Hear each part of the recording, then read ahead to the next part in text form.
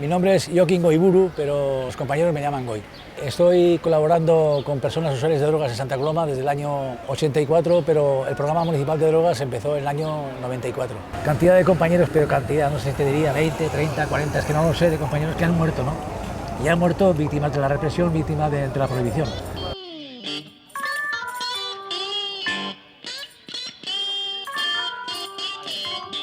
Bueno, bon dia a tothom. Avui estem aquí pels drets dels usuaris i usuàries de drogues. Bon dia, ara llegirem el manifest del 26 de juny de la jornada Suport No Càstig. És el manifest del 26 de juny del 2023, jornada Suport No Càstig. Com és sabut, la primera víctima de tota guerra és la veritat. En el cas de la guerra contra les drogues, la frase anterior és plenament vigent. La guerra contra les drogues és una forma de violència estructural, global, fonamentada en el racisme, el classisme i el domini patriarcal. El prohibicionismo es un modelo americano, es un modelo puritanista donde las clases blancas protestantes, detrás del miedo de los movimientos migratorios, comenzaron a asociar a esas personas con el consumo de drogas y con la venta de drogas y tuvieron que crear normas morales traducidas en leyes que provocaron la persecución a las personas consumidoras. Com a pretext, ha servit per envair països del sud global, per arrasar amb les seves matèries primeres i per controlar i disciplinar. Les persones usuàries de drogues estan perseguides per la pròpia administració de justícia, acumulen moltes causes que tenen aparellats una pena de multa, la gran majoria no podrà permetre's pagar una multa econòmica, es substitueix per una entrada a presó. El meu nom és Marta Valldaura i jo soc advocada a Metzineres. El que s'està perseguint amb l'administració de justícia moltes vegades són situacions de precarietat. Una gran parte della popolazione che non entiende l'importanza che tiene la vulnerabilità de las personas que usan droga. Las drogas son ilegales, por lo tanto la gente se tiene que buscar la vida para poder consumir. La persecución de los consumidores o de los pequeños vendedores genera que tengamos a personas que no tienen delitos con víctimas que estén dentro de prisión. Yo soy Rafa Clua, soy antropólogo y enfermero especialista en salud mental y soy profesor asociado de la Facultad de Ciencias de la Salud de Manresa. Al llarg de mig segle, ens han venut una estratègia que suposadament pretén erradicar les drogues del planeta i que repetidament només aconsegueix generar més violència, injustícies i despesa pública. Ara bé, no es pot negar que el seu major èxit ha estat el tergiversar la veritat i afavorir una cortina de fum que s'ha estret arreu del món.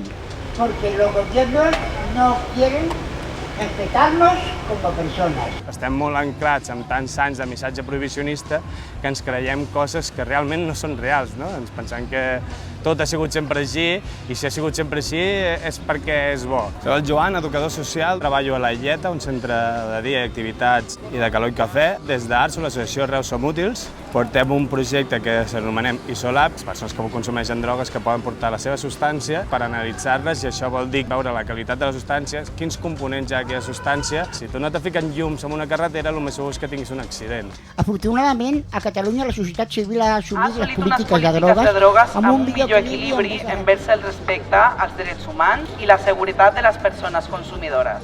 En els anys 80 es va començar per fi a donar una resposta diferent a la que se feia fins al moment, que era la pura abstenció.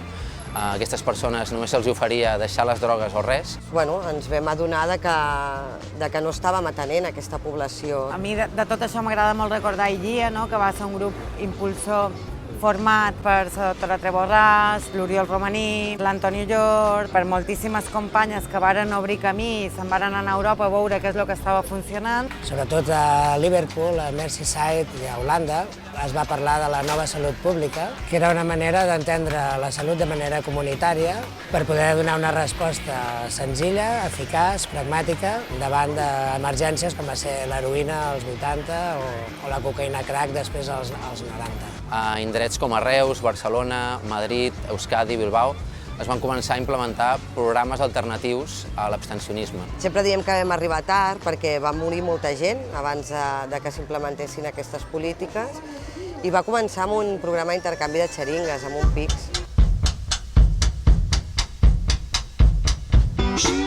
I se va fer una aposta per múltiples estratègies, des de sales de consum, programes de manteniment amb metadona, des d'una mirada, a més, molt basada en lo comunitari. El més important de la reducció de danys, que és el model dialògic, que el que fa és que quan tu vols solucionar un problema, sempre has de poder comptar amb les persones que pateixen el problema o són els destinataris del teu programa.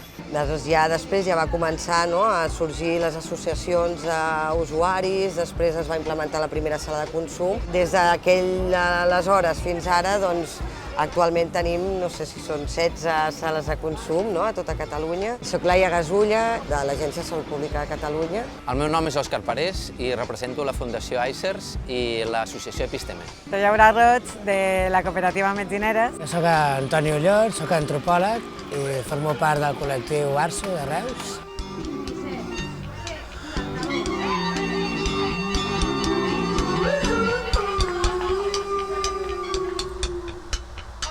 Ara bé, aquest model no està consolidat i, com es mostra en el cas de Reus, encara corre el risc de desaparèixer. Fa més de 3 dècades que a Reus, a través del Pla d'Acció sobre Drogues, s'ha impulsat un model holístic d'atenció comunitària als problemes provocats pel prohibicionisme. Aquest camí es va iniciar seguint la filosofia de reducció de riscos i danys. Clar, per nosaltres Reus era un gran exemple perquè realment hi havia un engranatge de la part més hospitalària, de la part més comunitària, que arriba allà on les institucions no arriben. No teniendo un apoyo directo desde las instituciones y las administraciones de Cataluña, ha sido punta de lanza en este tipo de modelo en todos los sentidos. Tot això, actualment, vivim una paradoxa. Per un costat, des de l'àmbit internacional s'estudia i es valora el cas d'èxit de Reus. Mentrestant, al nostre context, les actuals macropolítiques de salut del CatSalut posen en risc la sostenibilitat dels lligams i les estructures que permeten aquest tipus de refugis comunitaris i d'atenció biopsicosocial de qualitat. Tornàvem una altra vegada a segmentaritzar i a pensar que lo medicalitzat i lo social no van de sa mà. A més, és molt greu que se destitueixi com a directora a qualcú com la doctora Treva Borràs, que precisament ha estat i segueix obrint camí amb el que és la innovació en quant a polítiques de drogues eficients, basades en evidència. Però no només és el cas de Reus. Les associacions de persones usuàries i cultivadores de cànnabis, el CCC, que són un model de reducció de riscos en el consum de cànnabis dissenyat per la societat catalana fa més de 20 anys. Avui es veu en perill per un clar canvi de tendència política arreu del territori. Al final venimos a reivindicarlo. La vulneración de derechos, a denunciar esta vulneración sistemática de los derechos de los consumidores y de los cultivadores, los que somos sobre todo cultivadores, y yo ahí sumaría mujeres y madres que consumimos y cultivamos. Vemos una constante persecución por parte ya no solo del sistema político, judicial, sino de la sociedad también, Y reivindicamos que se respete el derecho fundamental a decidir cuáles son nuestros consumos y en la parte de cultivo a decidir qué es lo que cultivamos, cómo lo cultivamos, porque al final es un bien para el consumidor, el poder decidir la trazabilidad a través del autocultivo.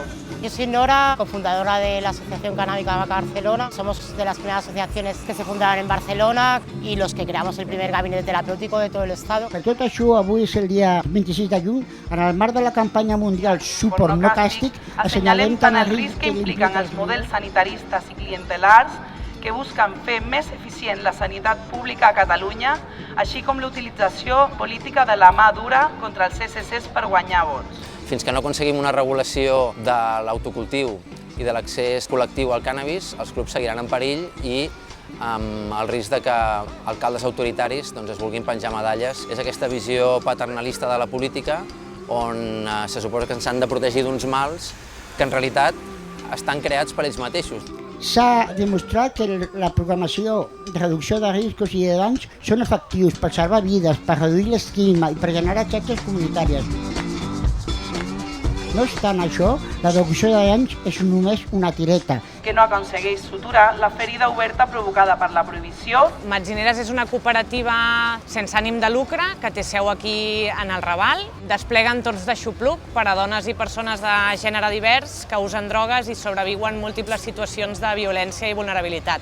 Hacer unión, visibilidad y sobre todo apoyarse unas con otras. Puedes dormir, descansar, hay trabajadoras sociales, enfermería, riduzione del daño, hay psiquiatra, hay avvocato, hay ordinadores, hay comida, hay ducha. Me llamo Manuela, tengo 43 años y soy de Italia. Soy Carmen, vengo de Santa Coloma.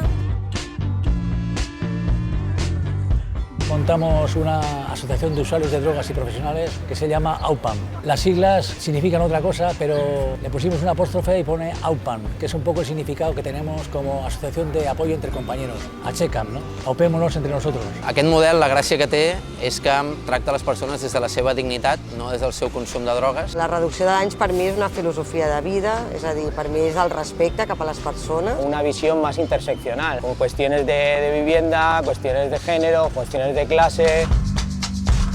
Soy Susana, vengo de aquí, de Barcelona. Reivindicamos que también se puede tomar y no ser discriminado. Que quan abans es deroguin totes les lleis de drogues basades en el control penal. Que exista una regulación, una disposición para que las personas tengan acceso a sustancias de forma segura. Que jo pogués anar a comprar el que sigui i tingués l'etiqueta i sapés exactament el que hi ha i que no tingui d'entrar en un bucle marginal perquè no hi hagi cap altra sortida. Veig ridícul que jo tingui d'estar fent un servei d'anàlisis de substàncies quan realment aquestes substàncies ja haurien d'estar analitzades perquè tinguin un control de qualitat. El que no haurien d'haver d'estar fent és encara haver de lluitar per poder fer una feina que no està fent ningú, que a més la feim bé, que tenim bons resultats, que som un exemple arreu del món. Incorporar a la vida del dia a dia la reducció de danys.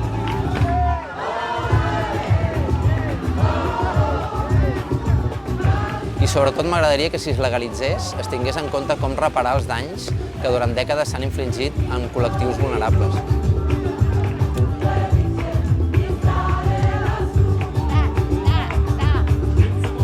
Vamos a unirnos todos y a conseguirlo.